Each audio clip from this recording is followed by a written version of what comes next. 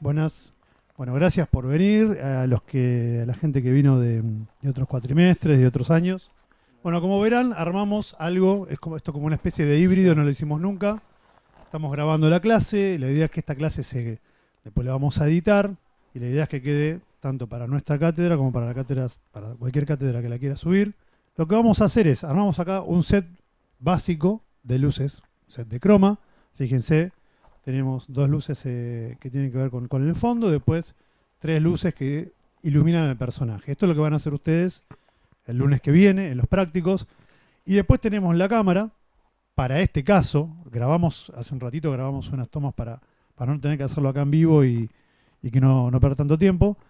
Eso después lo vamos a llevar al DaVinci. La idea es que ustedes vean cómo manejar ese material en el DaVinci, generar un LUT y volver a pasarlo de vuelta a la cámara, cargarlo en la cámara. No todas las cámaras nos permiten eso, pero bueno, ahora con Coco les vamos a aplicar esto. Bueno, estamos, obviamente con Ari y con Fabi de la cátedra. Ramiro y Ezequiel nos están dando una recontra mano, se recoparon para dar una mano con esto. Ramiro va a estar con el DaVinci y Ezequiel va a estar con todo lo que es la parte de las cámaras y las luces, ¿sí? Así que arrancamos desde acá, vamos para la máquina y después volvemos a la cámara, ¿sí? Buenas, ¿cómo están?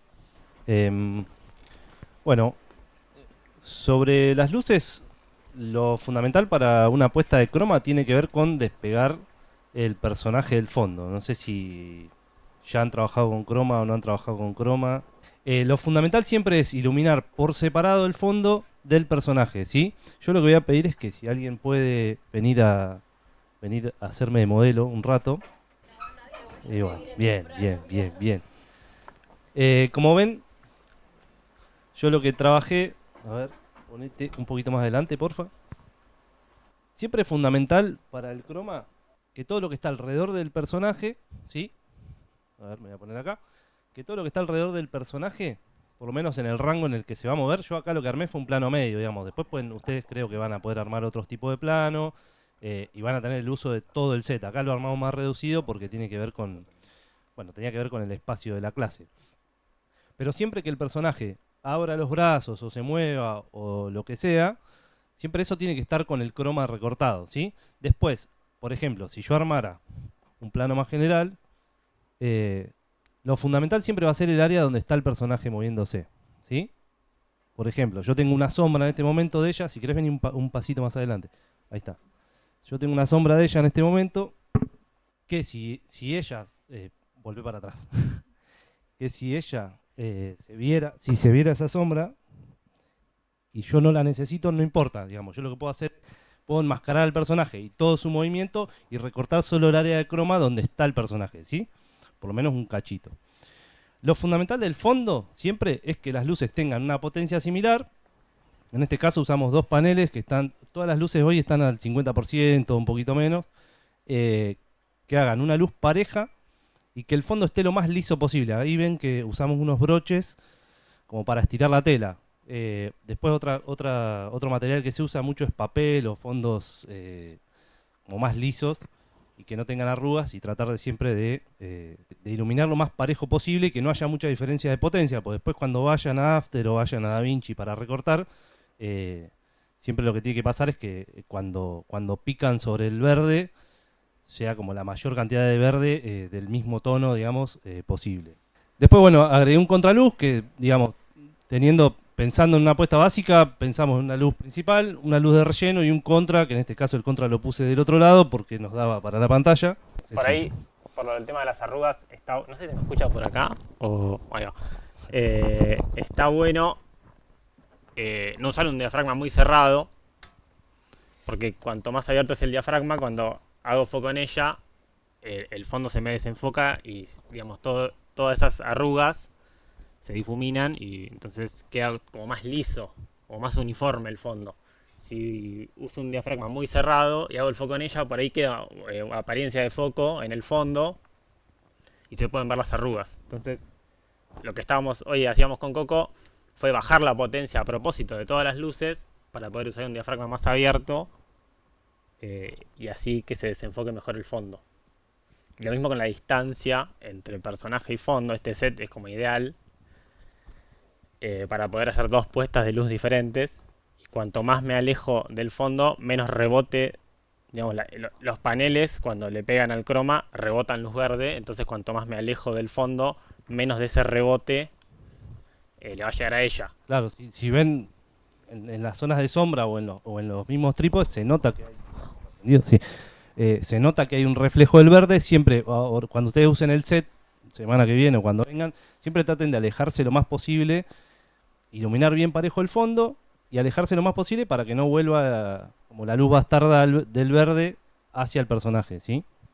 Bien, después de cámara, esta cámara es una FX30. Esta cámara es una cámara con sensor APS-C, o sea, un sensor 2/3, y tiene un par de funciones que están buenas. En primer lugar, lo más interesante es que esta graba en 4K 10 bits. Tiene varios modos de compresión, siempre depende de qué necesidades tengamos. Y después, bueno, acá está en el ajuste más alto, que son 200 megabits a 422 10 bits. Siempre traten de hacer 422 por el tema de la codificación de color, digamos, que les va a permitir cortar, o sea, primero una mejor gestión de color, si Rami no me contradice, Sí, sí. y a la vez para hacer el croma les va a permitir un mejor recorte, ¿no? Va a tener como mejor trabajo ahí. Sí, por ahí entre las cámaras que estén disponibles para alquilar, fíjense, averigüen los muestreos de croma que tiene cada cámara. Digamos que sea 422, que tenga una opción de 422 mínimo, justamente para poder sacar y hacer bien el recorte del croma. Digamos, hay un par de Sonys anteriores a esta que es 420 lo que tienen, que ahí se empieza a complicar un poco más. Sí, de sacar hecho el creo croma. que casi toda la serie alfa, Claro. porque esta es la serie FX, la serie alfa creo que casi toda tiene 420, digamos. Después, bueno, estas cámaras lo que tienen que está bueno, esta y la FX3, es que tienen el famoso Dual ISO, que está bueno, que ahí Rami me puede dar una mano. Lo que te permite esto es trabajar a la sensibilidad nativa de la cámara, y tiene doble sensibilidad nativa, digamos. Tiene, en este caso creo que esta tiene 800 de base y 2500, ¿no? Sí. Lo que va a hacer eso es que la sensibilidad la va a bloquear en eso para que uno tenga la mejor respuesta en rango dinámico de la cámara, digamos, que la cámara tome la mayor cantidad de tonos intermedios posible. Sí, usa como, o sea, en vez de un seteo de ISO clásico, un seteo que se llama EI, como índice de exposición, donde la cámara solo va a grabar o en 800 o en 2500. No se puede cambiar el ISO a algo intermedio. Pero está bueno porque esas son las dos opciones de ISO que te dan mayor rango dinámico. Entonces, ¿saben cómo funciona el Dual ISO aproximadamente, más o menos? El Dual ISO es, tengo dos. El primero es en 800, empiezo a subir el ISO, empiezo a agarrar ruido porque estoy aumentando la relación señal-ruido. Cuando llego a 2500, el ruido se resetea.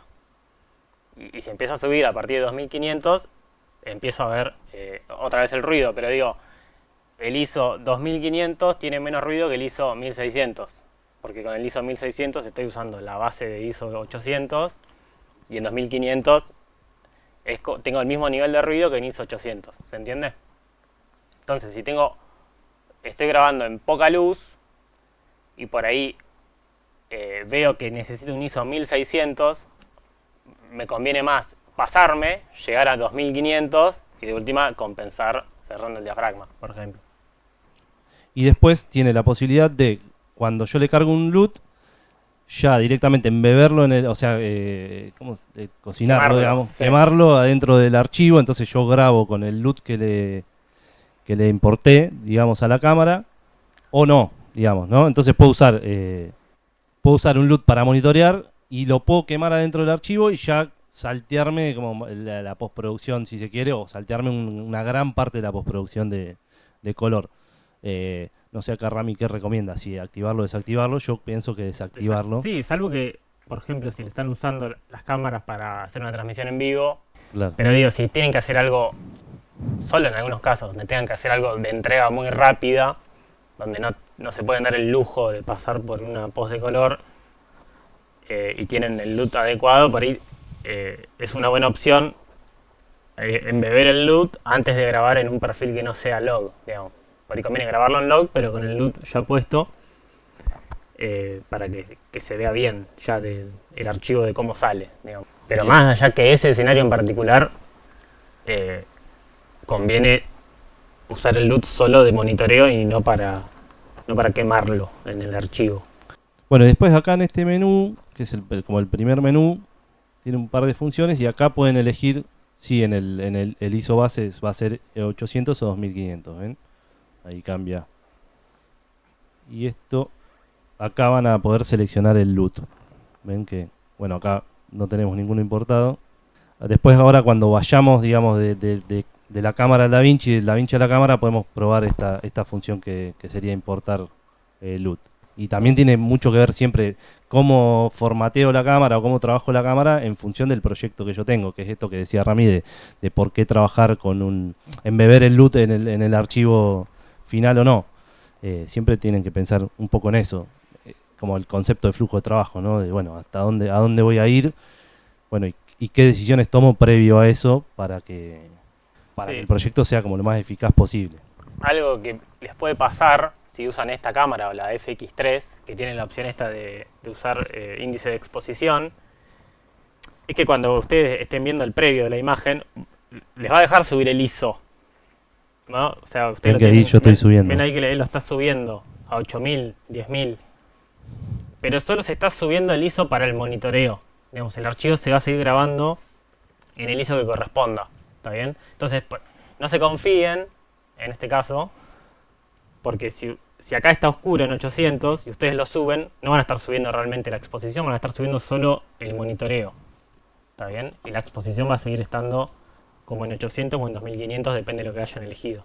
Entonces les recomiendo, si usan este tipo de exposición o indicación de exposición, que si eligen 800 o 2500, lo vean en 800 o en 2500, para que no se confundan.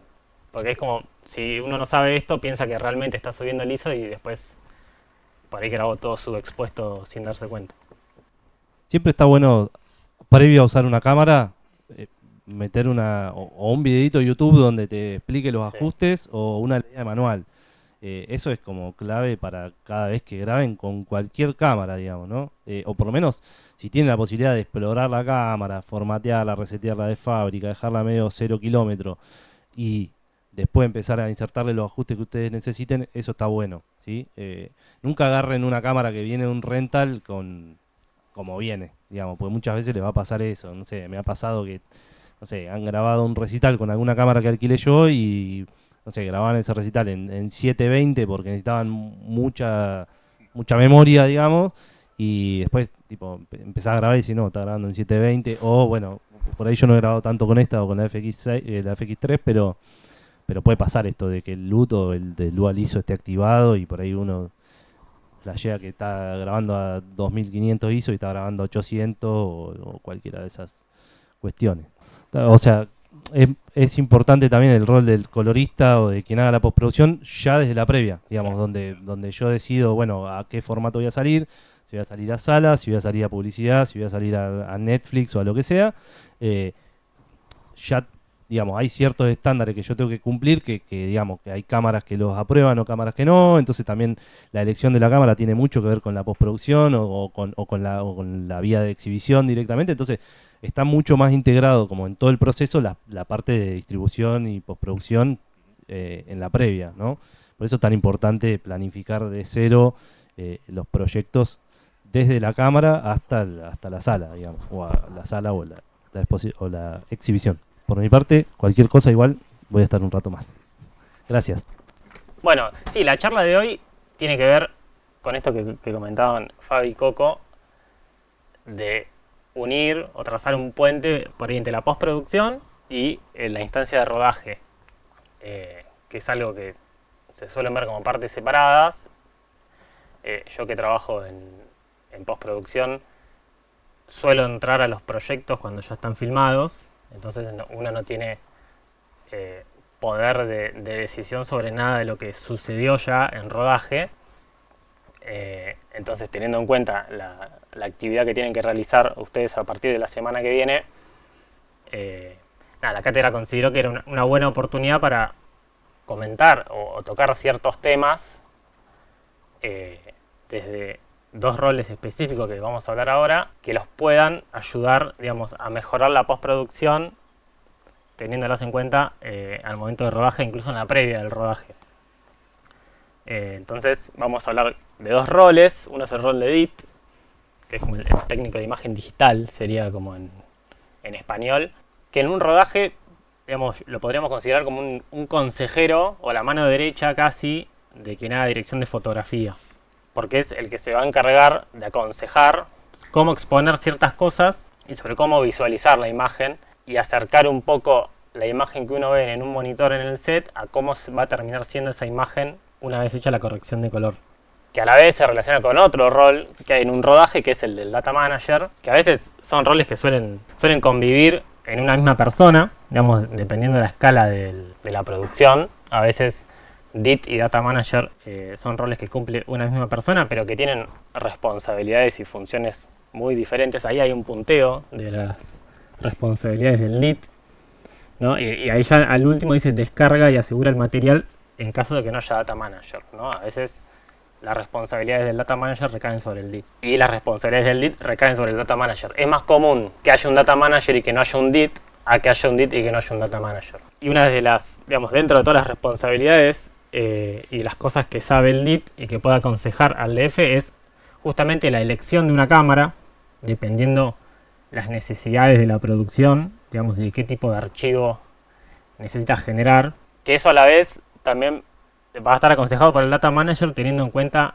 cuánto material vamos a grabar, qué peso va a tener, dónde lo vamos a guardar, quién va a hacer el backup, cuántos backups vamos a hacer, cuántas cámaras vamos a usar. Entonces son a veces como roles que se tocan. Y una de las funciones del DIT tiene que ver con, no, por ahí no tanto la creación, puede ser la creación, pero sí gestionar el color y los LUTs durante el rodaje. A veces el LUT no hace falta que lo arme un DIT, lo puede armar quien va a hacer la corrección de color de la producción, pero es responsabilidad del DIT hacer esa carga del LUT, cerciorarse de que está siendo bien monitoreado y hacer correcciones en vivo, en rodaje, sobre la imagen, que después también son correcciones que van a viajar a la post de color. Entonces, lo interesante de poder usar un LUT en rodaje es que se supone que ese va a ser el punto de partida de la corrección de color. Lo que suele suceder es la gente filma incluso sin ver un LUT y después cae en corrección de color y tiene un montón de problemas en la imagen que se hubieran solucionado muy fácil con un par de consultas por ahí, ¿no? ¿Qué cámara uso? ¿En qué códec grabo? ¿Qué tipo de compresión necesito? ¿Qué curva de gama uso? ¿Qué espacio de color uso? Y son todas preguntas que son fáciles de contestar y de recomendar antes de iniciar el rodaje y solucionan muchos de los problemas que surgen después en rodaje. Entonces vamos a hablar de qué tipos de LUTs hay y vamos a armar uno para monitorear. Digamos, y vamos a hablar de las ventajas que tiene poder armar un LUT específico para una producción específica y cómo eso después va a ser el punto de partida de la corrección de color. Y después, si llegamos bien con el tiempo, algunas recomendaciones desde el punto de vista del data manager para la organización del rodaje y de los archivos y la elección de los discos y las memorias y etc. Bien, LUT básicamente lo que es una tabla de valores, en inglés se llama lookup table, que tiene valores de entrada y valores de salida. Y a cada valor de entrada le corresponde un valor de salida. Entonces, básicamente lo que hace el LUT es hacer transformaciones de color. ¿Está bien? Y entre esas transformaciones uno puede alterar creativamente o no. ¿Está bien? Entonces, para arrancar, dividimos los LUTs en dos grandes grupos, que es un LUT técnico y un LUT creativo. Un LUT técnico, básicamente lo que va a hacer es llevarme de un espacio de color a otro. Un espacio de color y una curva de gama a otro. ¿Está bien? Y su uso más común es convertir la curva logarítmica y el espacio de color de cámara al espacio de color de monitoreo. ven que tiene como la parte de abajo sería el espacio de color de la cámara, que está como todo lavado, lo que se dice log. Y arriba, en la parte de la mitad de arriba de la imagen, sería la transformación técnica a mi espacio de monitoreo, que es el Rec 709 en este caso. Entonces, ¿qué tengo que conocer yo para poder aplicar correctamente un LUT técnico? Tengo que conocer cuál es la curva logarítmica que se usó para codificar la imagen. Básicamente, con qué cámara se grabó. También, si yo no tengo esa información, ya medio que no tengo de dónde agarrarme. Pero necesito saber cuál es la curva de origen, porque todas las curvas logarítmicas no son iguales y cada fabricante de cámara tiene una o varias curvas dentro de su línea de cámaras. En el caso de Sony, por ejemplo, que es esta cámara, la línea de Sony Alpha tiene 3 curvas logarítmicas: Sony S-Log, S-Log2 y S-Log3, que son muy distintas entre sí. Entonces yo necesito saber con cuál se grabó para poder aplicar el LUT correctamente. Por ejemplo, estas imágenes de toda esta línea de tiempo, todo esto se grabó con una Sony FX3, que es como de esa misma línea, en S-Log3. Entonces yo lo que debería hacer es aplicar un LUT técnico que vaya de S-Log3 a 709. 709 es el espacio de color con el que funcionan los monitores. Entonces, si yo voy a la pestaña de color de DaVinci, que eso es lo que vos podés hacer en Premiere, y voy a mi carpeta de Sony, acá tengo el LUT que se llama S-Log3, S-Gamut 3Cine, o sea, la curva y el espacio de color a 709. Entonces, si yo hago doble clic y aplico el LUT, ya la imagen tomó otra onda, ¿no? Y esto no tiene que ver, otra como creencia de los años pasados, esta conversión no es algo que yo haga a mano. Digamos, yo no tengo que venir acá al DaVinci y empezar a darle contraste a la imagen y darle saturación, porque puedo llegar a algo parecido, pero yo lo que necesito es hacer una transformación matemática de la imagen, que me puedo aproximar a mano, pero en cuanto a matices y la matriz de color no lo voy a pegar nunca. ¿Está bien? Entonces en ese caso tengo que usar una de 2 herramientas. Una es un LUT, otra es una transformación matemática con un plugin, que lo vamos a ver en un rato, que es más preciso. Cuando yo le aplico, acá le voy a aplicar como la misma corrección del mismo nodo a todos los planos, ¿no? Cuando yo vaya pasando, voy a estar viendo la imagen realmente en buenas condiciones, y ahora sí yo podría arrancar a hacer la corrección de color. ¿Está bien? Esto tampoco es un reemplazo de la corrección de color, porque fíjense, este plano le apliqué el LUT y está bastante sobreexpuesto, digamos. No es un atajo para nada, sino es un punto de partida. ¿Está bien?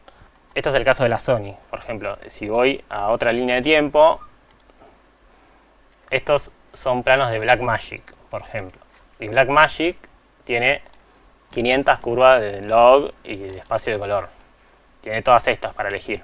Yo sé que se usó en la generación 5, digamos, ahí tiene un montón, y hasta por modelo de cámara tiene Blackmagic curvas. Entonces es importante saber cuál se usó. En este caso yo sé que es la generación 5. Cuando yo le aplico el LUT, ahí voy a estar normalizando todas las imágenes. Después tengo que hacer el color. Este plano está muy mal balanceado, por ejemplo.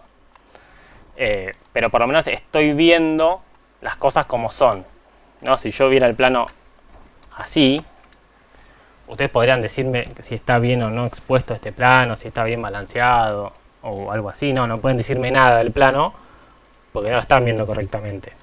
¿Se entiende? Entonces siempre es importante no ver la imagen en su forma logarítmica, sino ver la imagen en su forma normalizada, podríamos decirle. ¿Está bien? Y en el caso de estos otros planos, del Timeline 2, estos son de ARRI. Entonces, si yo voy a mis LUT de ARRI, tiene 200 conversiones, yo tengo que, ven, por ahí no se ve ahí, pero el nombre del LUT me indica las dos cosas, de dónde vengo y a dónde voy, ¿no? En este caso es ARRI log C es el nombre de la curva logarítmica de ARRI, a Rec 709 gamma 2.4. Entonces, yo sé que esta es la conversión correcta. Acá tengo un montón de otras opciones, por ejemplo, ARRI log C a gamma 2.6 P3. P3 es el espacio de color del cine y el gamma 2.6 es el gamma que usan los proyectores de DSP. Entonces, si yo en vez de estar trabajando con este monitor, estoy trabajando en una sala de cine, tengo que usar esa conversión. Es como todos los LUT funcionan con una lógica de entrada y de salida. Entra un espacio de color, sale otro espacio de color.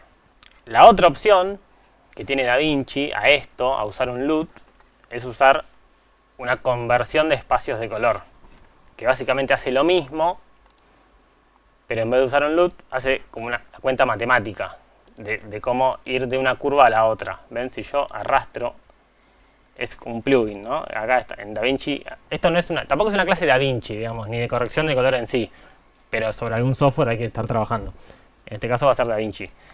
En DaVinci, la versión estudio de DaVinci, hay un plugin que es el Color Space Transform, o transformación de espacio cromático, es en español.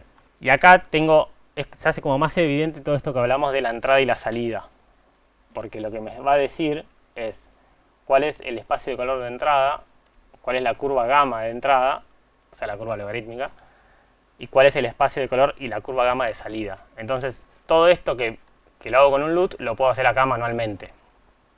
Por ejemplo, cuál es el espacio de color de entrada, es el de la cámara, en este caso es una ARRI, entonces elijo ARRI Alexa. El gamma es el log C de ARRI, ¿está bien? Que es el mismo que me indica el nombre del LUT, ARRI log C3. Y la salida, el espacio de color es Rec 709 y el gamma es gamma 2.4 o 2.2, dependiendo del monitor y cómo lo tengo configurado. Entonces, así llegué al mismo lugar que con el LUT, pero haciendo, digamos, por otro lado. El LUT, lo que le pasa al LUT es que es destructivo, en el sentido de que los valores los clipea. Se dice clipear en el sentido de que hace un corte. Por ejemplo, este plano. ¿Ven el cielo ahí que quedó como medio quemado? Ese cielo ya no vuelve. ¿Está bien? Si yo me pongo a trabajar después y quiero bajar ese cielo, el cielo baja de brillo, pero no recupera detalle. Usando la otra opción, la del Color Space Transform, yo puedo hacer un mapeo de luminancia. Entonces puedo manejar mejor, digamos, qué pasa con los valores que están en los límites, tanto de brillo como de saturación. ¿Está bien? En caso de que yo tenga materiales de distintos, digamos, dentro de una misma línea de tiempo, materiales de distintas cámaras, le tengo que aplicar a cada cámara su transformación correspondiente. Esto lo vamos a ver en un ratito. Si yo le armo LUT a la cámara, le puedo dar una curva de contraste que es la que yo quiera. Por ahí es una curva de contraste que quiero usar en post, entonces se la incorporo al LUT. Entonces no estoy haciendo solo una transformación técnica, sino que estoy además cargando en el LUT una transformación creativa. O el LUT que habíamos armado de prueba era en blanco y negro, por ejemplo. Entonces, por ejemplo, yo quiero grabar mi corto en blanco y negro, entonces puedo cargarle un LUT que incluya esa corrección de sacarle la saturación. Entonces lo veo en blanco y negro, y entonces eso está bueno porque me ayuda a tomar un montón de decisiones creativas que por ahí verlo con el LUT de cámara, que es a color, no puedo verlo tan bien. Por ejemplo, con un LUT en blanco y negro, yo al estar viendo solo el brillo de las cosas, puedo decidir qué vestuario usar, no dependiendo del color del vestuario, sino dependiendo del brillo que tenga esa ropa, digamos. Y por ahí, si estoy viendo la imagen a color, es más difícil abstraerse y tomar esas decisiones. O sea, si vos no querés grabar con el LUT ya aplicado, como esa opción que había explicado Coco, vos querés usar el LUT solo para monitorear, lo podés cargar o a la cámara o al monitor si el monitor te deja. En realidad, si vos, por ejemplo, vas a grabar con un Atomos, no te conviene cargar el LUT en la cámara, te conviene cargarlo en el monitor, porque vos tenés que sacar la salida limpia en logarítmica, ¿está bien? Entonces en ese caso lo cargas en el monitor. Si vos tenés un monitor que acepta LUT, cargale el LUT al monitor. De hecho, en rodaje no se le carga el LUT a la cámara, se le carga el LUT a los monitores. Y la salida de la cámara queda limpia hacia los monitores. Habíamos dicho, por un lado está lo que podría ser un LUT técnico, que es el LUT de conversión de espacio de color, y después entran en juego otro conjunto de LUTs, que por ahí son los que están más acostumbrados a usar quienes usan LUT, que son los LUT creativos. O sea que son LUTs que no te llevan de un espacio logarítmico a 709, sino que mantienen ese espacio de entrada y de salida, pero lo que te dan es algún look a la imagen. Hay como el LUT y look son como palabras que a veces se pueden mezclar. Entonces eso sería un LUT creativo, Está bien, no altero el espacio de color de la cámara, no voy de un log a 709, sino que por ahí me puedo mantener en 709. Por ejemplo, a ver, vamos a ver alguno. Acá tengo un LUT que se llama M31. Ya el nombre del LUT no me indica nada. Los LUT creativos se caracterizan por tener nombres que por ahí apelan más a lo que hacen a la imagen, pero no me dan mucha información en cuanto a la entrada y la salida. En este caso dice M31, ese es el nombre del LUT creativo, pero dice Rec 709. Entonces, lo que me da la pauta a eso es que este es un LUT que está hecho para usar con la imagen ya normalizada, ya en 709. Miren, si yo aplico el LUT a la imagen logarítmica, ven que se ve rarísimo. ¿Por qué? Porque la imagen sigue estando lavada, tiene como una onda de color, pero sigue estando lavada. Si yo hago la conversión primero a 709 y después aplico el LUT, aplico el LUT sobre la imagen ya normalizada, ahí funciona bien. ¿Está bien? ¿Por qué? Porque le estoy dando al LUT la entrada que el LUT espera. A veces, muchos de los problemas que la gente tiene con los LUTs, sobre todo con los LUTs creativos, es que le están dando la entrada incorrecta al LUT. Entonces el LUT no funciona nunca, ¿no? Por ejemplo, acá en DaVinci, a ver dónde están, Film Looks, dice acá, una carpeta de LUTs, que esto ya viene con DaVinci, ¿no? Entonces, estos son LUTs de emulación de fílmico, ¿no? Entonces dice Kodak 2383 Rec 709. Si yo lo aplico a la imagen en 709, seguramente se vea muy contrastado, ¿ven? Esto es lo que pasa cuando le aplico el LUT. El problema no es que el LUT ande mal, el problema es que el LUT no está esperando una imagen en 709. El LUT está esperando una imagen en cierto espacio de color que uno tiene que saber cuál es. En este caso yo sé cuál es, sé que es el cineón. ¿Está bien? Entonces, lo que yo podría hacer, en este caso, es convertir. Acá, ¿qué debería hacer? Si quiero usar un LUT que espera que la curva de gamma sea cineón, que es como una curva logarítmica del escaneo de fílmico vieja, tengo que hacer un paso intermedio, tengo que transformar del espacio y de la curva gamma de mi cámara a ese espacio de color y curva, y después usar el LUT. ¿Está bien? Entonces lo que podría hacer es, usando este plugin de transformación de espacio de color, pasar del S-Gamut 3 Cine, que es el espacio de color de la Sony, S-Log3 es la curva de gamma, el espacio de color de salida es 709, pero el gamma de salida es Cineon Film Log. Entonces lo que hice ahí es como que pasé de un log a otro log. Haciendo eso preparé mi material para que cuando yo después le aplique el LUT que quiero, que es este, se me vea bien. Yo antes lo había aplicado así y se me veía así de mal, pero ahora que hice la conversión correcta, lo apliqué y se me ve bien. ¿Está bien? Entonces tiene como ese tono de la película Kodak. En un LUT creativo tengo que indagar un poco más.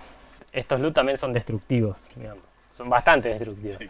Porque los LUT creativos lo que tienen, hay que prestar mucha atención quién es el fabricante del LUT.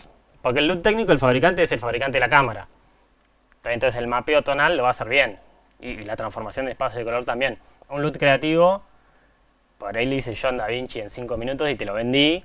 Y vos lo aplicás, funciona bien en el plano de ejemplo que yo usé para armar el LUT y después en todos los demás planos funciona mal. ¿Está bien? O se rompe, o se sobresaturan las cosas, o hay mucho banding. Entonces hay que tener más cuidado y a veces por ahí no usarlos al 100%. Por ejemplo, yo los traje hoy, estos LUTs que están hechos para trabajar en un espacio de color que es el DaVinci Wide Gamut, se llama el espacio de color. Vamos a usar otro plano porque este plano ya me aburrió un poco, pero si yo le tiro el LUT, no hace nada, ¿ven? O sea, sí hace algo, pero no hace lo que el LUT espera. ¿Por qué? Porque el LUT espera como entrada el espacio de color de DaVinci y va a dar de salida el espacio de color de DaVinci. Entonces yo tengo que hacer como las transformaciones antes y después del LUT. Voy de Arri a DaVinci. Ahora vamos a hablar un poco de estos espacios que son espacios de trabajo en realidad. Y después voy de DaVinci a 709. Ahora vamos a hacerle el mapeo de luminancia. Ahora el LUT sí tiene sentido y sí está haciendo algo que funciona. ¿Está bien? ¿Por qué? Porque le asigné bien. Es como, tengo que asegurarme de que estén bien conectados los nodos y los espacios de color para que tenga sentido y que funcione. Entonces, ¿qué tengo? Mi transformación de Arri a el espacio intermedio, que es el DaVinci Wide Gamut. El LUT que espera la entrada sea DaVinci Wide Gamut y la salida es DaVinci Wide Gamut. Entonces, en este último nodo paso de DaVinci a Rec 709. Cuando vos haces una transformación de espacio de color, todos los nodos que vos hagas después de esa transformación ya están operando en ese espacio de color al que vos transformaste. En este nodo pasé de Arri, de log-C, que es de Arri, a DaVinci Wide Gamut. Y en este último nodo paso de DaVinci a Rec 709. Entonces todo lo que yo haga acá en el medio voy a estar trabajando en DaVinci. ¿Por qué? Porque hice como un sanguchito de transformaciones de espacio de color. Todo lo que yo haga antes de este primer nodo, si yo empiezo a hacer nodos anteriores, estoy trabajando en el espacio de la cámara todavía. Claro. Ahí entra en juego esto de los espacios de trabajo, digamos, y por qué, porque podrían pensar, ¿por qué te complicas la vida pasando de Arri a DaVinci y después de DaVinci a 709? No es más fácil pasar de Arri a 709, que es una pregunta que tiene mucho sentido. Pero bueno, digamos, las herramientas de DaVinci funcionan diferente dependiendo del espacio de color en el que trabajo. Y los espacios de color de trabajo, que son el DaVinci Wide Gamut o el ACES, están bien mapeados a las herramientas de DaVinci, entonces todo es como más intuitivo. Si yo hago el mismo ajuste, por ejemplo, bajo el gain, no va a funcionar igual si yo lo hago acá que estoy trabajando en 709, que si yo este mismo ajuste lo hago acá que estoy trabajando en log-C. ¿Ven? Funcionan diferentes los controles. Y la corrección es la misma. Yo le bajé acá el gain y le bajé en la misma proporción. Pero una cosa es bajarle el gain acá, que estoy trabajando en Arri log-C, que bajarlo acá, que estoy trabajando en 709. Eso es muy importante. ¿Por qué? Vamos a resetear todo esto. Y vamos a ir de vuelta al plano de este. Yo que les dije, si yo aplico el LUT, en este caso sería de Arri, recuerden que dijimos, se me quemó el cielo. Si yo lo quiero bajar, después del LUT, si hago un nodo después del LUT y yo lo quiero bajar, no baja. O sea, sigue estando quemado. Baja el brillo, pero sigue siendo un blanco quemado. Ahora, si yo ese mismo ajuste lo hago antes del LUT, estoy trabajando todavía en el espacio de la cámara. Entonces, en el espacio de la cámara, cuando yo bajo la exposición, esto se ve mucho mejor mirando el forma de onda. Esto que es donde tengo el mouse es el cielo. Acá tengo solo el LUT aplicado. Si yo intento bajar para recuperar detalle del cielo después del LUT, ¿ven que no cambia la forma? Sigue siendo lo mismo, pero más abajo. En cambio, si yo intento bajar la exposición, pero en un nodo anterior al LUT, ¿ven cómo cambia la forma? ¿Y ven que recupero detalle de cielo? Por ahí, o acá recupero naranja del atardecer. Miren, así es si lo hago después del LUT. No cambia nada, baja de brillo, pero no hay detalle extra. Si yo lo hago antes, ven que recupero, acá hice una bajada más extrema, pero ven que recupero todo detalle en el cielo. Entonces, ¿eso qué significa? ¿O qué expresa? Son dos formas diferentes de trabajar. Se conoce como referido a la pantalla o referido a la escena. ¿Qué significa referido a la pantalla? Referido a la pantalla significa que yo trabajo y hago todas mis correcciones en el espacio de color de la pantalla. Entonces, ¿qué hago? Convierto todos los planos de la cámara al espacio de color de la pantalla y después de eso hago la corrección de color, ¿no? Entonces pongo el LUT o uso el plugin, es lo mismo, y hago la corrección de color en todos estos nodos.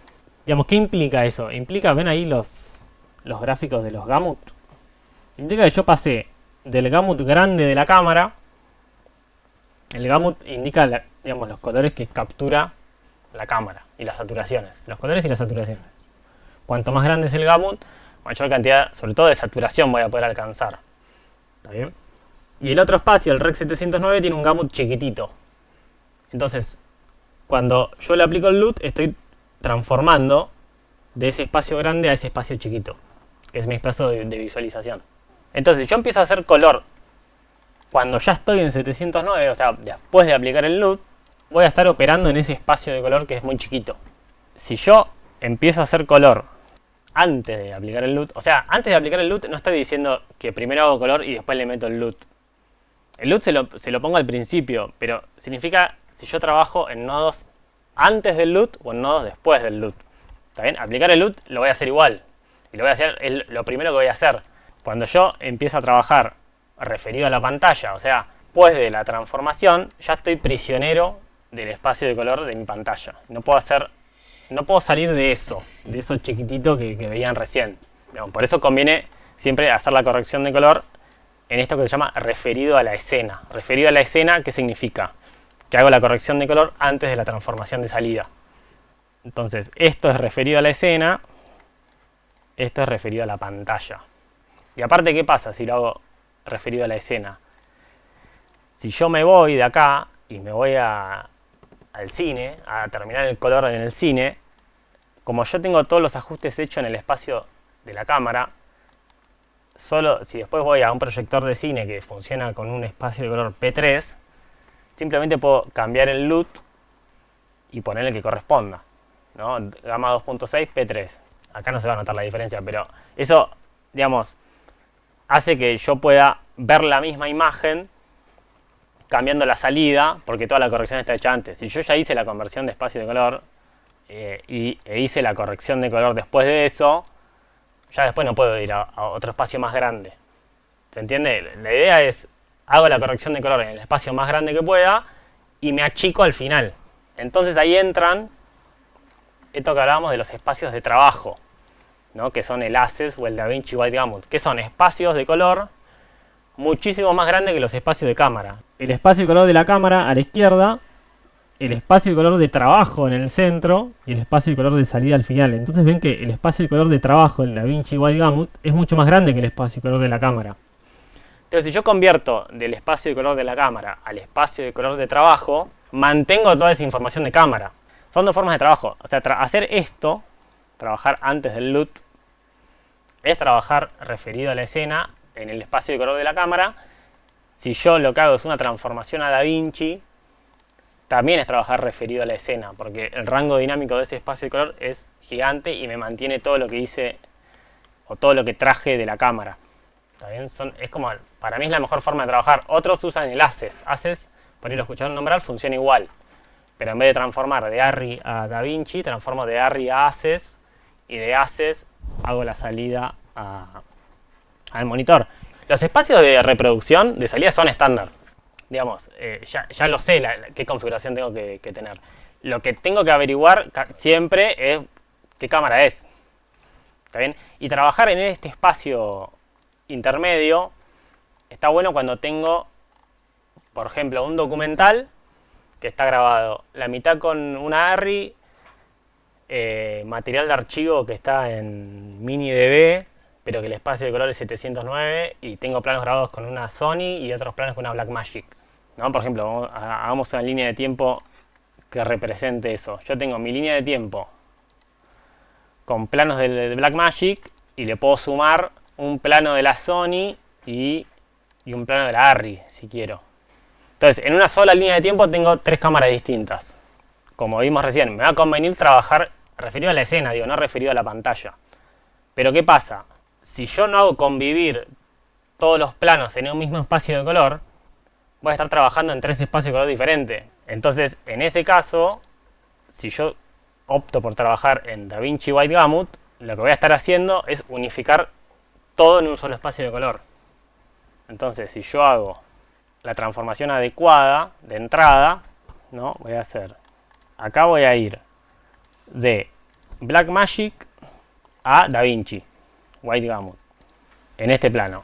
En este plano voy a ir de Sony S-Log 3 a DaVinci, y en este voy a ir de ARRI a DaVinci, y después puedo ir directamente a mi línea, a mi nivel timeline, o sea, una corrección que se aplica a todos los planos, y puedo decir anda de DaVinci a Rec 709. Entonces ahí este plano no, este así, este así. Estos planos se van a ver bien los tres. ¿Por qué? Porque convertí primero todos de su curva logarítmica o su espacio de color de cámara a DaVinci individualmente, el de la Black, el de la Sony y el de la Arri, y después mi transformación de salida, que es a nivel línea de tiempo. Ustedes saben que en DaVinci yo puedo hacer correcciones a nivel plano y después puedo hacer correcciones a nivel línea de tiempo para que se le aplique a todos los planos. Digo, si yo esto lo tiro todo al naranja, todos los planos se van a ver así. ¿Está bien? Entonces, en este caso, como yo ya hice que todos mis planos convivan en un espacio de color, la transformación de salida la puedo hacer a este nivel línea de tiempo porque sé que ya está todo en DaVinci. ¿Se entiende? Yo lo que podría hacer acá es agrupar los planos. Por ejemplo, esto es lo más común. Si acá conviven, voy a resetear todas las correcciones, ¿no? Y voy a deshabilitar esta corrección.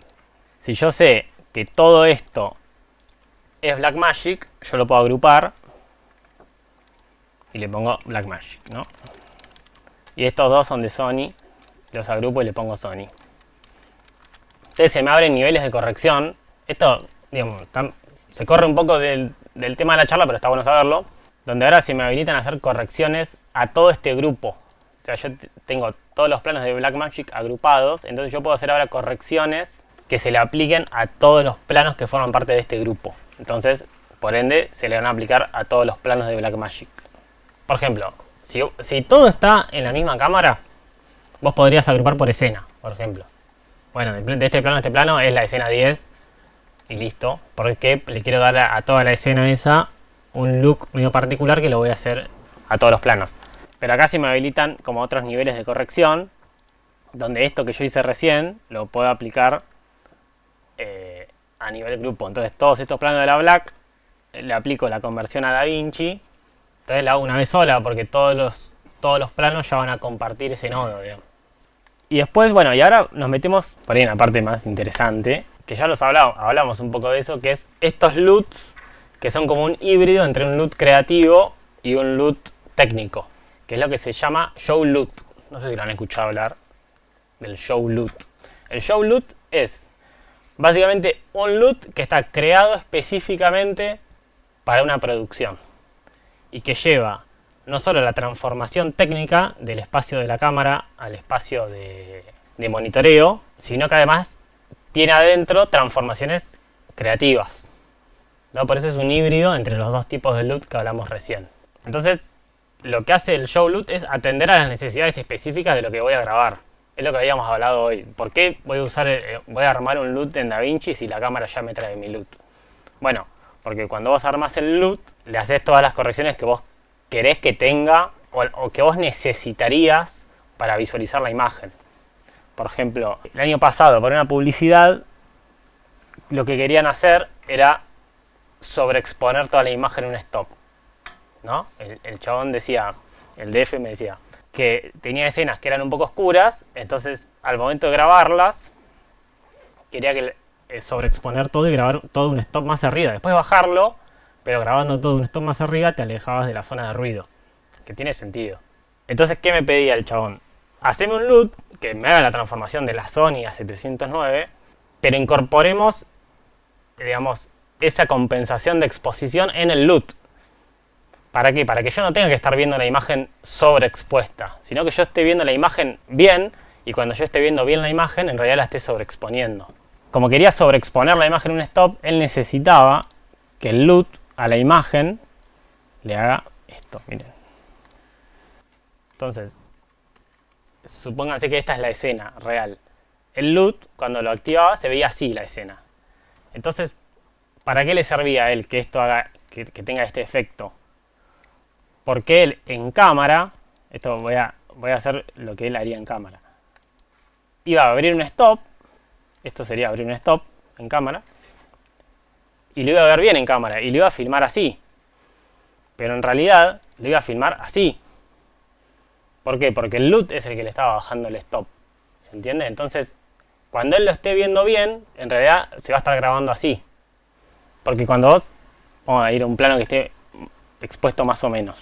Si vos decís, bueno, así está bien expuesto, entonces ahora, como yo quiero sobreexponer voy a abrir un stop. Y abrís un stop. Es medio inconsistente tener que hacer esto todos los planos.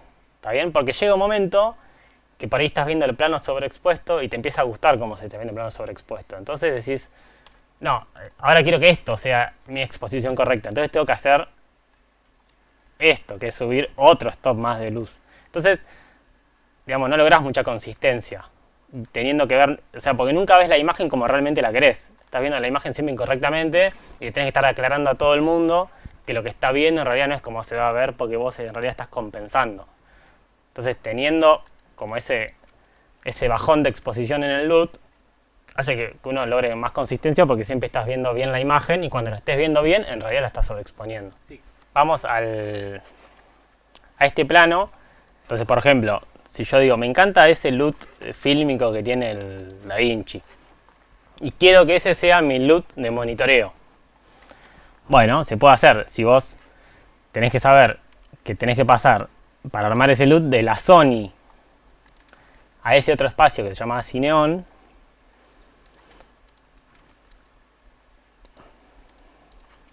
y después le aplico este LUT y listo. Yo esto lo exporto, entonces este va a ser mi LUT de monitoreo. ¿Qué tiene mi LUT de monitoreo? Tiene la transformación técnica de Sony a 709, pero además le apliqué como un LUT creativo. Entonces es un LUT que está formado por una transformación y por otro LUT. Es como las posibilidades son infinitas. Entonces ahora este va a ser mi LUT de monitoreo. No, o sea, la corrección de color arranca acá, pero lo que está bueno es que la corrección de color arranque con la misma imagen que vos viste en el set. Si vos viste esto en el set y vos querés esto, no es lo mismo. ¿Qué es lo que más se suele poner dentro de un LUT? Podemos armarlo, es una curva de contraste. O sea, primero, antes que nada, la conversión técnica, ¿no? De dónde vengo a dónde voy. Y en el medio, una curva de contraste, un viraje de matiz. La parte técnica ya la hice, ¿no? Si yo exporto es como dije recién, si yo exporto el LUT, ya va a ser un LUT técnico básico, medio aburrido, pero que va a estar bien. Por ahí yo le quiero dar una curva de contraste que tenga un poco más de onda, o lo que el director o el DF o la DF quieren, ¿no? Entonces yo puedo hacerle una curva. Acá voy a hacer cualquier cosa, es solo de ejemplo. Y listo, esta va a ser mi curva de contraste, que le levanté un poco los negros y le bajé un poco las altas. ¿Qué es importante para hacer esto? Cuando yo en el LUT voy a empezar a hacer cuestiones creativas. Es importante tener una buena prueba de cámara que tenga un gris medio grabado, ¿no? Entonces yo, por ejemplo, si voy a los planos de la Sony, tengo la prueba que grabamos hace un rato antes de empezar acá. Porque esta prueba tiene un gris medio y lo que es importante es cuando yo voy a hacer una curva de contraste, no modificar los tonos medios. También trabajar sobre los bordes de la imagen, pero los tonos medios dejarlos bien sin alterar. ¿Está bien? Entonces voy a hacer lo mismo que hice acá. Le voy a copiar la corrección para que sea más fácil. Voy a hacer la curva de vuelta. ¿Pero qué voy a hacer? Primero voy a corregir este plano que está medio sobreexpuesto.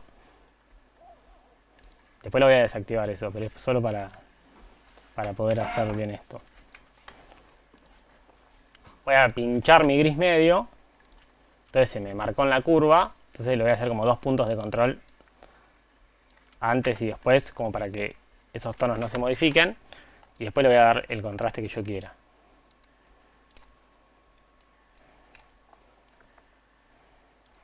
¿No? Listo. Esa va a ser mi curva de contraste. Entonces ven que cambia el contraste, pero el gris medio, si yo activo y desactivo, se mantiene igual. Entonces todo lo que esté expuesto ahí se va a mantener. ¿Está bien? Y después yo podría decir, mira, en este LUT yo quiero que justo este que es un croma no es una buena opción hacer esto, pero uno podría decir, yo quiero que todos mis verdes sean más amarillentos, ponele, ¿no? Y hacemos esto. Y que todos los azules viren más al cian. En este caso no tengo nada azul para chequearlo, pero podría hacerlo. Entonces yo voy a guardar esto, le voy a sacar esta compensación de exposición, porque esto lo hice solo para este plano. Está bien, solo porque estaba sobreexpuesto el plano, pero si yo no lo saco, va a formar parte de mi LUT y eso es lo que yo no quiero. Y me voy a guardar esto como un still, como una corrección. Entonces lo que voy a hacer ahora es empezar a probarlo en todos los planos que yo tenga de esa cámara. Entonces lo pruebo acá, cómo queda todo.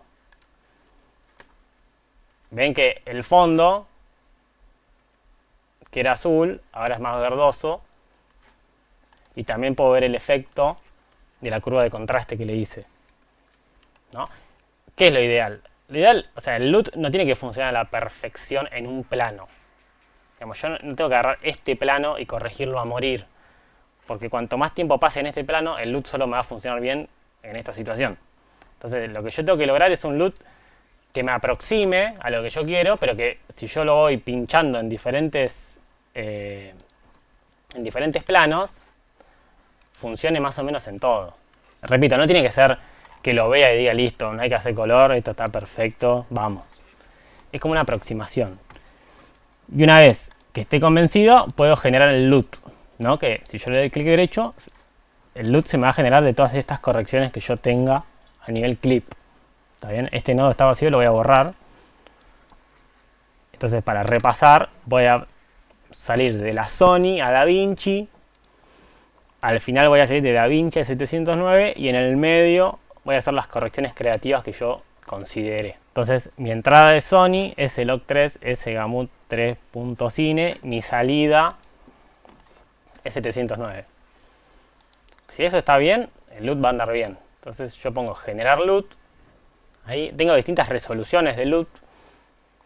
Voy a generar una de 33 puntos. 33 puntos está bien para un LUT de cámara. Para ir los LUT para usar en color suelen ser más grandes. Y ahora Coco me va a traer la memoria. Yo voy a exportar el LUT. Le voy a poner LUT post imagen, ¿no? Y lo exporté en el escritorio. Y me pone el nombre del clip sobre el que lo hice, lo cual lo voy a borrar. Acá tengo que averiguar cómo se carga el LUT. Porque cada fabricante de cámara tiene una forma distinta de cargar el LUT. En este caso yo sé que es en la carpeta Private Sony Pro LUT. Este es el que cargamos hoy más temprano de prueba. Y ahora voy a cargar. Entonces ahí Coco se lleva la tarjeta y la va a cargar en la cámara. Primero tenés que ir como a un menú anterior para cargar el LUT en sí. Andate a la configuración.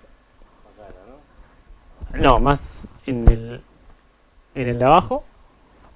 ¿No dice color tono? En ese de ahí arriba. En ese que dice el número 5, color tono.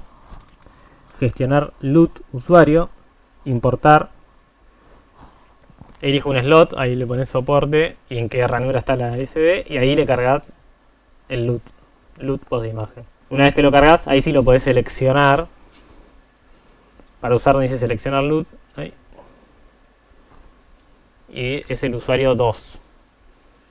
Listo, ahí está cargado el LUT que armamos recién. Si ven el croma, se ve todo amarillento, que es la corrección que habíamos hecho.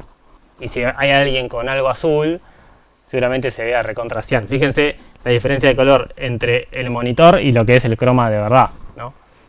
Digamos, si la curva de contraste funcionaba bien para el plano que grabamos hoy más temprano, pero en todos los demás planos se veía como muy contrastado, bueno, le hacemos un ajuste para que no sea tan contrastada la curva como para que sirva para todos los planos, digamos.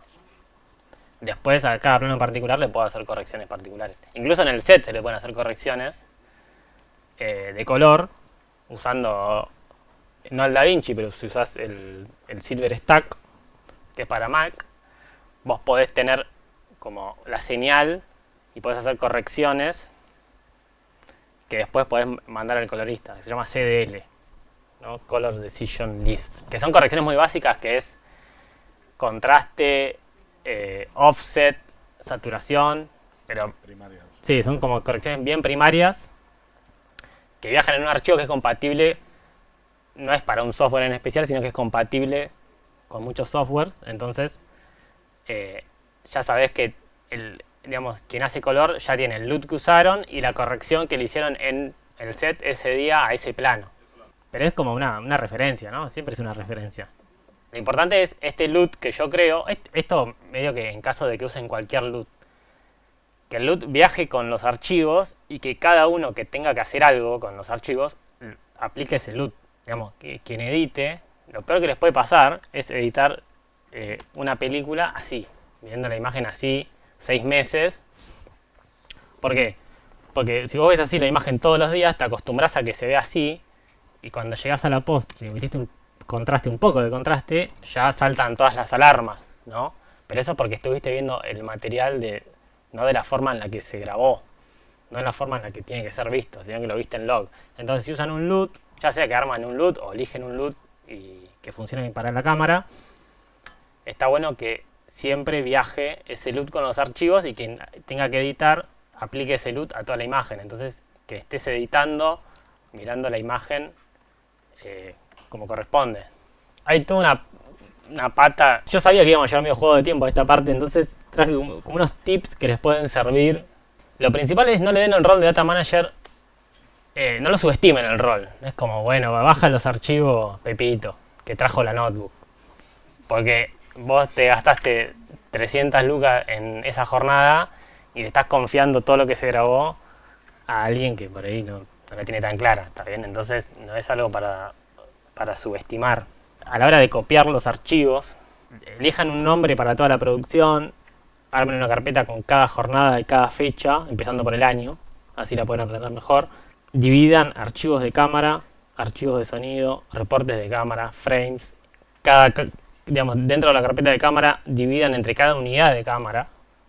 Y dentro de cada unidad de cámara, dividan en cada rollo. El rollo es medio que viene de la época del fílmico. El rollo en el fílmico era, bueno, el carrete, ¿no? Un carrete entero, se terminó, listo, lo mandamos a revelar. Rollo 001. Ahora se le dice rollo a cada bajada de tarjeta que vos haces. Entonces cada vez que yo saco la tarjeta y la descargo, eso constituye un rollo, ¿no? Que es lo que ahí está como el asterisco 001. Entonces en la estructura de carpetas, cuando hagan la bajada, les conviene dividir entre, por ejemplo, día 1, archivos de cámara, cámara 1, rollo 1, rollo 2, rollo 3, y el número de rollo no se resetea cuando termina la jornada y arranca la jornada siguiente. ¿Está bien? Si yo en una jornada hice 3 bajadas de la cámara A y hice 3 rollos de la cámara A, en la siguiente jornada voy a arrancar con el rollo número 4 de la cámara A.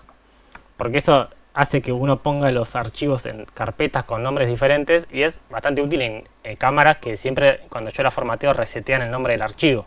Porque si yo empiezo siempre A001 y todos los archivos arrancan con C001, después en el momento para ir a hacer un conformado o de vincular los planos, el Premiere explota, de que no sabe porque tiene 200 planos con el mismo nombre, en 200 carpetas con el mismo nombre de carpeta.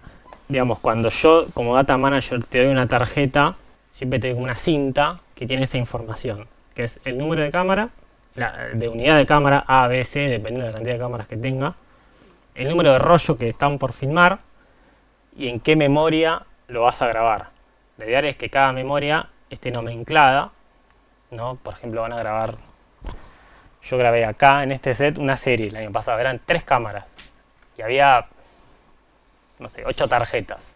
Entonces cada tarjeta yo me anotaba cuál era y le escribía en la tarjeta M1, M2, M3 y entonces hay que asignarle a cada cámara una cantidad de tarjetas que tienen que ser siempre las mismas tarjetas encima. O sea, la cámara A va a usar las tarjetas de 1 a 4, la cámara B va a usar de 5 a 8 y después necesito más tarjeta para la cámara C. Porque así yo puedo saber después qué tarjeta descargó cada rollo. Y como yo tengo cada rollo en una carpeta separada, y ya sé que otros rollos fueron grabados con la misma memoria. Entonces ya puedo identificar si hay un error con esa tarjeta y la puedo reemplazar en caso de que todavía esté en rodaje, digamos. Vos cuando entregás la tarjeta para ser formateada, es como tenés que estar completamente segura de que está todo copiado. Que en el copiado, esto vamos muy rápido, ¿no? Pero en el copiado también está bueno no simplemente copiar, pegar, ¿no? Sino usar algún método de copiado que te pueda hacer una verificación de archivos. Este programa se llama Hedge, por ejemplo. Justamente es para eso, es para hacer un copiado cuando yo importo una tarjeta, me aparece acá la tarjeta, arrastro la tarjeta para la izquierda, que es el source o la fuente, y arrastro mi carpeta que corresponde a ese rollo que yo ya armé en el destino e inicio el copiado. Y lo que va a hacer este programa es, a medida que copia, va chequeando que estén todos los datos copiados. Y al final me crea algo que se llama un hash, que es como un código de una cantidad de números que crea el del material original y crea uno del material copiado. Y si esos dos códigos son el mismo, es porque todo lo que se copió es igual a todo lo que vino. Y ahí yo tengo la seguridad de que puedo formatear la tarjeta. Lo ideal sería que de la tarjeta de cámara hagan dos copias. Te permite hacer dos destinos diferentes de la misma fuente. Digamos, si yo, por ejemplo, esta es mi tarjeta de cámara, ¿no? Se llama cámara 3. Yo le puedo poner dos destinos diferentes dentro de este mismo disco, si quiero. ¿Está bien? O un disco y otro disco. ¿Está bien? Entonces copio todo a esos discos. Entonces me crea, no solo es un copiado, sino que es una verificación de lo que estoy copiando está bien. Y lo ideal es hacerlo de la tarjeta a las dos discos, y no hacer de la tarjeta un disco y de un disco otro disco. Porque si hubo un error en ese primer pasaje, ya me quedó el error conviviendo con las otras copias que hice. Hay como una norma, como una regla que es como se llama 3-2-1, que es tener 3 backups en 2 formatos diferentes de archivo, y que uno de esos 2 formatos esté en otro lugar. O sea, por ejemplo, tengo 2 backups en discos rígidos y un backup en cinta LTO. Por ejemplo, una cinta LTO es una cinta magnética, es una cinta magnética.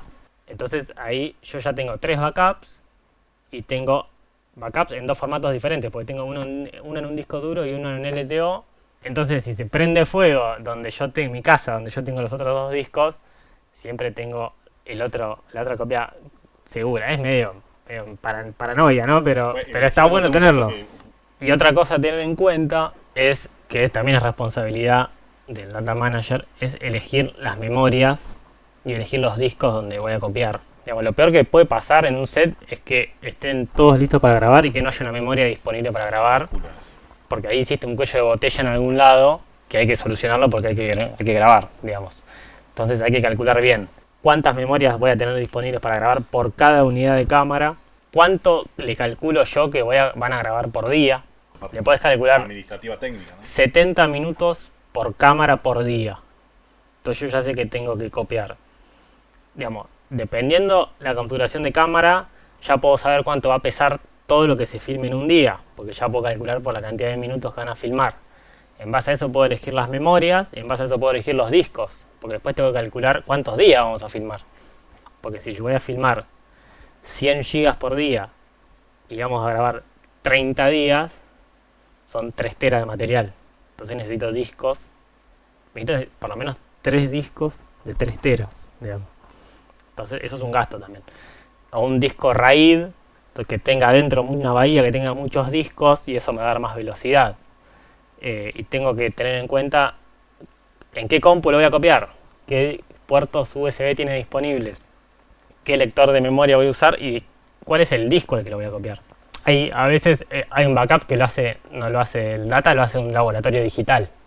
Al final de la jornada hay un disco de backup que se lo llevan a un laboratorio y el laboratorio hace un backup en LTO, por ejemplo. Entonces son todas cosas a considerar. No, bueno, ¿alguna duda? Cansados. Fue mucha info, pero bueno, ven, algo obviamente estamos viendo nosotros. Bueno, la tuvimos grabada la clase. Bueno, Ramiro fue alumno nuestro. Salió, bueno, somos todos viejos, pero bueno, esto también para nosotros como cátedra nos halaga, digamos. La idea de este encuentro era esto, ¿no? Poner en práctica un poquito con los recursos que tenemos, bueno, gracias también a UBA Rental que nos prestó los equipos para poder hacerlo. Esto se actualiza, es constante, es algo a que estar. Cuando uno deja un año, cuesta después ver. Y lamentablemente nuestra carrera es algo que hay que estar atrás, por más que no me dedique a lo técnico. Para producir, para hacer guión, dirigir, necesito saber todas las posibilidades que tengo.